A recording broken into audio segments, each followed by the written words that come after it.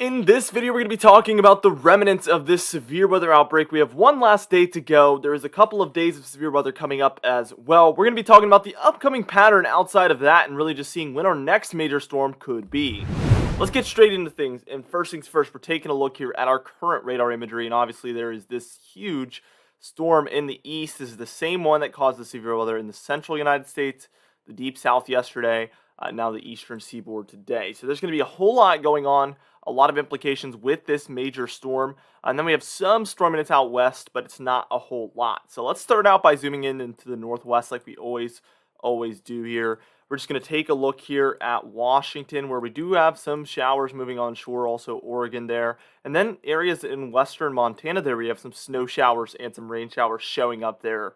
So these are quite minor and quite spotty, but we are seeing some of that precipitation coming down.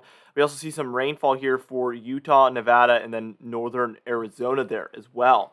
And this is where some light to moderate rainfall, mostly rainfall, is coming down at this point.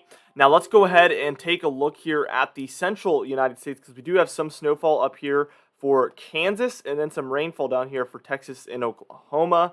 These are also quite light to moderate, I would say, at this point. Now, in the northern portion of this low pressure system, we have more of a winter storm. So as you can see, we're about 50-50 rainfall and snowfall here for Wisconsin, Michigan, Illinois, and Indiana, as well as Iowa. We do see that mostly the snowfall is taking over the states like Iowa, Illinois, Wisconsin, and the upper peninsula of Michigan, and then areas like Indiana and the lower peninsula of Michigan there are seeing mostly rainfall at this point. Now, there is some moderate to heavy pockets of snowfall and rainfall in here, so I wouldn't be surprised if there's a lot of accumulation coming down in certain spots. But not only that, also some quite heavy rainfall happening in a few spots as well. Now, as we shift our attention down, this is kind of where we expect mostly thunderstorms throughout the day today. As these get east of the Appalachian Mountains, so once they've broken past the east here of these mountains, we're going to start to see some severe weather up into here take place. This is quite frequent. Those mountains kind of take a toll on these storms, but they really do usually make a good comeback afterwards. So we should start to see some thunderstorm activity in this region throughout the afternoon and evening today, as temperatures and humidity will be quite sufficient for that. Now, we also have this area down here where we should just see the thunderstorms start to just blow up and continue throughout the morning into the afternoon and into the evening, as there's no mountains really to break these up. They're just going to keep on keeping on down here. That's kind of my expectations at this point. Now, as we move further northward here, we can see there's some lighter precipitation up here for the northeast corner of the country. Some of that is in the form of snowfall up in these regions, and then we see the rainfall down here for these regions. Both are kind of light to moderate at most, so that's kind of just what we're taking a look at here. So that's the entire current conditions. Let's go ahead and break down the upcoming pattern and the rest of this severe weather event, really. Now, as far as the upcoming pattern, let's just take a look. This is this current storm. We can see by this evening, it's going to be by about 8 p.m. We see this is stretching across the entire eastern seaboard here.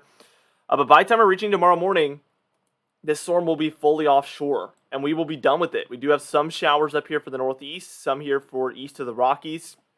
Those are both in the form of rainfall and snowfall, but there's nothing major happening over the United States by tomorrow afternoon. Now, as we move towards about Saturday afternoon, that's going to be April 2nd here. We see some storminess in here, but again, nothing major. I have eyeballed the potential for some severe weather to happen with these heavier pockets of precipitation, so we are going to be watching for that. But at this point, it is a bit of a question mark. It doesn't look like it's going to be a major severe weather event, at least I can say that with some certainty. Now, we do see a couple of storms you'll notice come onshore to the United States through the northwestern United States, and they kind of move up into the upper Midwest there.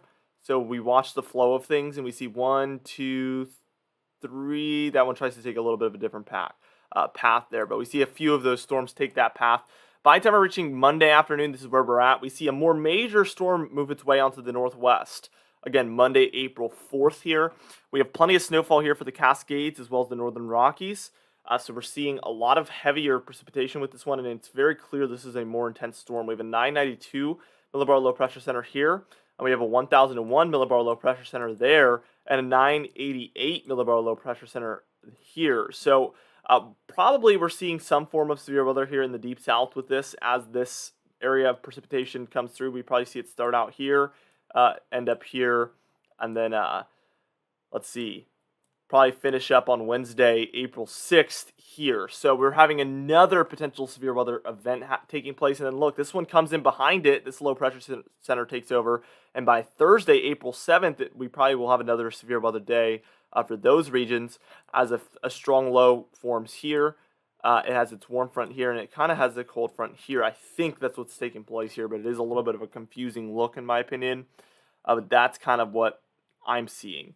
Then on April 7th through 8th, this area looks to get some spotty severe weather, and I do say that far north because we are seeing warm air on this frame racing up the eastern United States, probably 60s and 70s, reaching into New England and the northeastern United States there on Thursday into Friday. That's going to be April 7th into April 8th, but this is the longer range, so take it with a grain of salt, but we get kind of back-to-back major storms and then a little bit of a quieter pattern here to close things out from the 7th through the 10th there.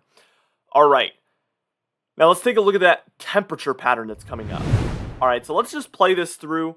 We move on. Things cool down like we've been mentioning, so things are going to cool down in general here over the coming days. This is April 2nd, 3rd, 5th here.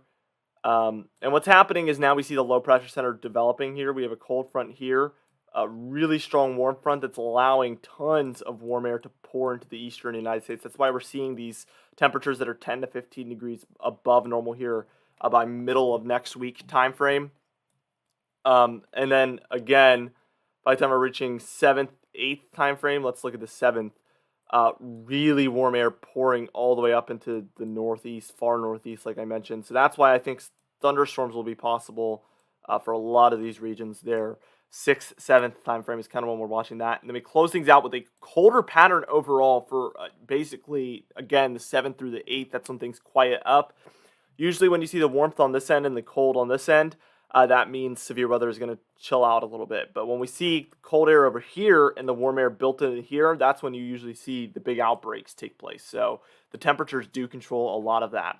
Now, what we're going to go ahead and do is move on and talk about the Storm Prediction Center real quick. So here's today. We have a general thunderstorm risk here for the four corner states, but we have a huge general thunderstorm risk here for the eastern seaboard here. A marginal risk within there, which is the darker green, and that's indicating severe weather, isolated severe weather will be possible. And then the yellow region is our slight risk area, and that's where severe weather will be possible in a scattered form. So we're getting a little bit more widespread with it, but not widespread yet. So that's kind of the look for today, day one. Let's take a look at this individual outlooks real quick. Damaging wind seems to be the most likely here, as we have a 5% chance of damaging wind within 25 miles of a given location there within the green, and then a 15% chance of damaging wind within 25 miles of a given location here within the yellow region. So we're looking pretty windy with these storms is what I would say. Once we move up to the hail, you can see we only have a 5% chance within 25 miles of a given location here. So that's pretty typical for the East Coast. Lower hail risk is quite typical. Now here's the tornado outlook. We do have a 2% chance within 25 miles of a given location here within the green, but we do have a 5% chance there within this brown region. That's going to be for the Florida kind of panhandle area where the panhandle meets the main region of Florida there. Then we see kind of southern and coastal regions of Georgia up through the southern coastal regions of South Carolina there. So that's the look as of now. Now let's take a look at day two real quick. We do have two general thunderstorm risks here, one for Florida and then one here for the south central United States, but this should be no severe weather. This should be general thunderstorms as the name suggests. Day three, though, we do have a general thunderstorm risk here for the deep southeast, but we do have a marginal risk within there too for central Florida, indicating that some severe weather, isolated severe weather will be possible on that date. So we're going to be watching for that also. Anyway, guys, for today's confidence tab, we're moving back down to a 4 out of 6 because we primarily talked about, obviously, some longer range things. So that's why we're sticking with that 4 out of 6 now until we get closer to whatever our next major event is that we will be primarily focusing on. For today's patron highlighted today, I want to thank you all for supporting the channel, but especially our platinum patrons, Bill Craich, James Wade, Dovey Nagel, Little the Pan, Mandy Birchfield, Patrick Strickland, Dave Scott, and Donna Carnes as well. But also to thank our diamond patrons, Bill Roberts, Marcus Connolly, Noah Harley, Michael Alessa Capite, Charles Stinnett, Bill Dallas, Gary's, and John Gleasy also. I would also like to thank our channel members, Catbite, Stephen Fan, and Jeremy Cox as well. Anyway, guys, thank you so much for watching this video. Be sure to smash that like button, leave a comment down below, and subscribe for more weather-related content. I'll see you guys in the next video.